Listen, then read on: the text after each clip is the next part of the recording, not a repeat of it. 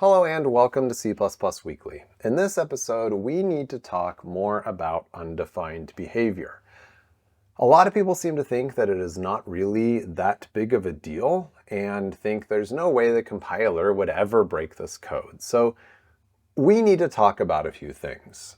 And yes, I will say it really actually is that big of a deal.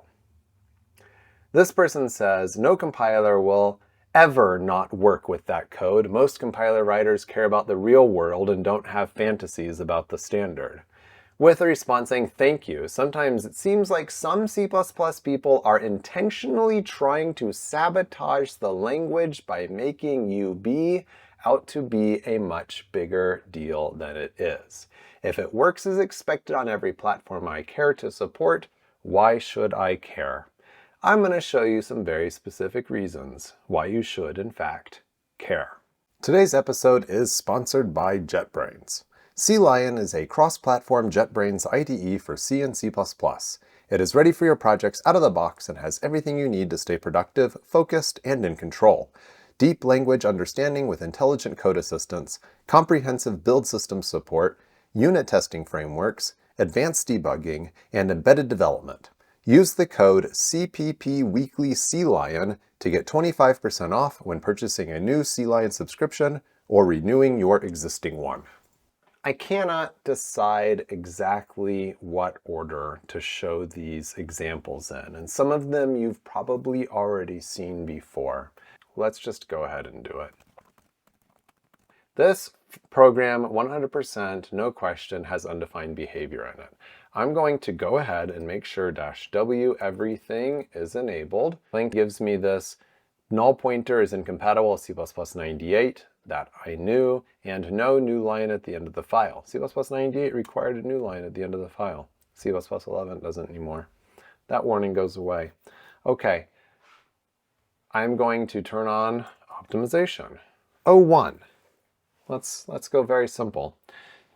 If you are familiar with Compiler Explorer, you may have observed just now that the body of our entire program just went away. I'm going to go ahead and add another function right here.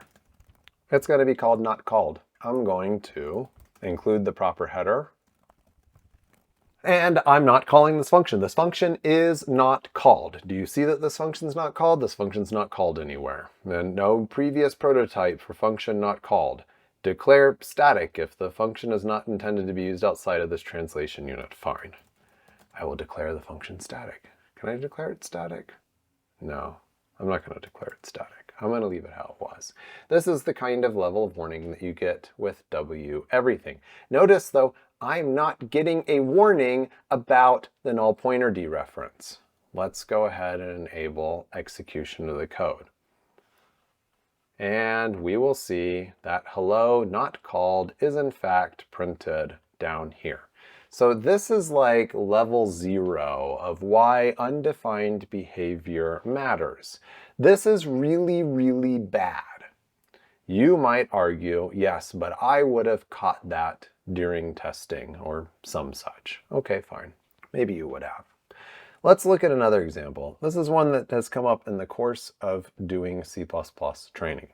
All right, I've got this function that sums an array of 4 integers. It is not generating warnings. Let's go ahead and at least turn on WALL, WExtra, and WUnused, and I will tell you, because I know, this will never generate warnings. This function called sum is giving me back a new array of 4 floats, and it is each of these columns that have been summed. And then I'm doing a cast to an integer. 1.1 plus 1.1 plus 1.1 plus 1.1 is 4.4. Cast to an int is 4. Program returns 4. We can see it right here. If I were to get the second element, then I'm going to get 13. Yes, 13. So that's 13.2 truncated to 13. This makes sense, perhaps. This is with -O0. Now I am going to go all the way up to O3. And I see that now 64 is returned and main has no ret value. That's weird. Let's go ahead and take it to 02, perhaps. No? 01?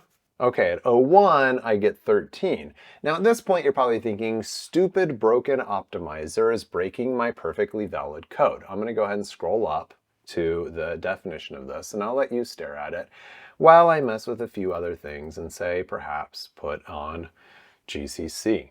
GCC gives me 13, that's the value that I expected. Let's take it up to 03. Oh, interesting. I get a really anomalous warning from GCC now. Let's go ahead and take it back to 02 and see what we get. All right, at 02, I get 13, and I don't get the warning. At 03, I get 13, but now I get a warning. Interesting. And at Clang, I never get a warning. So let's put it back on Clang trunk here. Make sure we're using the latest and greatest version of Clang so no one can say I did something weird here. Well, if I see behavior that changes between optimization levels, that kind of implies to me that I have some undefined behavior in my program. So let's go ahead and turn on address sanitize equals address and undefined. I'm going to turn on both the undefined sanitizer and the address sanitizer. I'm still executing this program. Oh. Now I get an error from Clang with the undefined behavior center. Nan is outside the range of representative values of an int. Nan is outside the representative values of an int. So that's occurring here. Oh, all right. Well, I don't know what that's about. Let me go ahead and let's not try to cast this thing to an int. Let's just go ahead and print it. Okay, yeah, it's a nan. All right, wait, it's a nan. Okay, let's try something different. Let's make sure we're using the best optimization available here. I've got mark equals native. So we're getting this with Clang trunk. We're getting a nan here, but we're still not getting the address sanitizer or the undefined behavior sanitizer telling us anything bad is happening. I'm going to go back. Not everyone uses Clang trunk, I'm sure of that. Let's go back to like Clang, say 15 or so. And put this in C++20 mode because we don't need C++26, that's for sure. Okay, so we get 13.2 printed, just like we expected. All right, but still no warnings. I'm going to go ahead and disable the sanitizers because I don't know. Let's see, if I disable the sanitizers, then I get nan again. What the heck? Enabling the sanitizer gives me the correct answer, so I can't use the sanitizer to debug what's going on with the code. That's incredibly frustrating. Have you seen the bug yet? Have you seen the bug that no compiler gives us a good job of providing a warning for here? The bug is that I have an uninitialized value in sum. This is bad. Reading an uninitialized value does count as undefined behavior before C++26. Undefined behavior versus erroneous behavior. I'll just tell you that Clang trunk supposedly supports this feature, but it is absolutely still getting this wrong and not generating any warnings. Let's go back to GCC real quick. We need to dig into what GCC did for us. We're in 03. This is the version that generated a warning. And we can see here it says, this object was used uninitialized. You're right. GCC is the only way to get a warning on this, which is clearly a problem and does actually cause real bugs in real code. And it only gives us that message if we turn on 03. So we need 03, we need GCC, we need the sanitizers disabled, perhaps. Let's see what GCC tells us here. We do get the warnings with the sanitizers enabled. And if I initialize this, then I get the actual proper behavior on every compiler with every tool. That's bad. Of course, you don't have problems like this, though. This isn't affecting your code. But I want to go back a little bit in history, and I'm going to create my fancy new data type of some sort. And this thing is going to have a function like this. I'm going to do this. If this, then return im value, else return 0. I'm just trying to protect myself against the case where someone calls my getValue function on a null pointer, right? This is fine.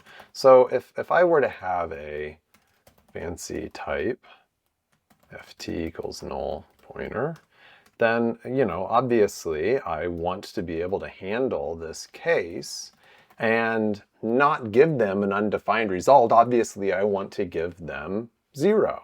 Not getting any warning from the compiler. I am getting 0 returned. Let's turn off these sanitizers. Let's see if this changes things at all. Oh, look, with the sanitizers off, I get this non-null argument this compared to null. It's telling me that this can never be null. And if I turn on optimization, like at all, then I will see that this program dereferences null pointer. It's removed that check for me. That's probably not what I wanted it to do. Let's see what Clang does here. Clang is always particularly good at doing things that we really don't want it to do in the case of undefined behavior. Here we go. This pointer cannot be null.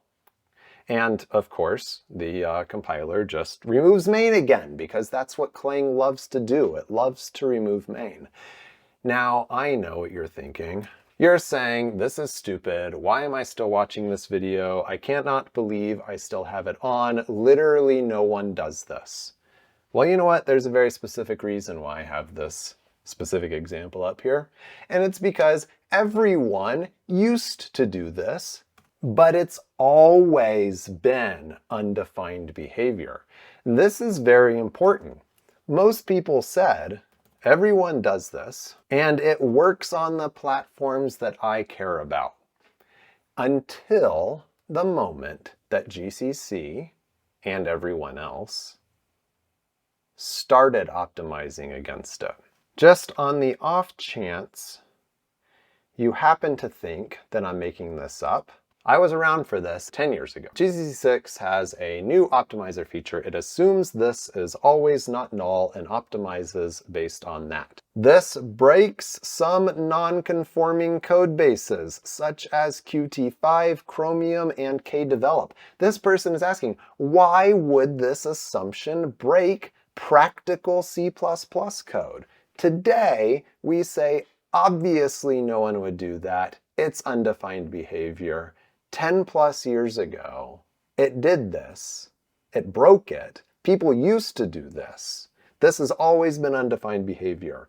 We have no way of knowing when these things that, quote, always work on platforms we care about will someday break. It does matter. And we can do better. It's my motto for the year. We can do better. All right, GCC 6.1. April 27th, 2016. Wasn't really that long ago. Undefined behavior does matter. We're not just making a big deal out of it for the fun of it.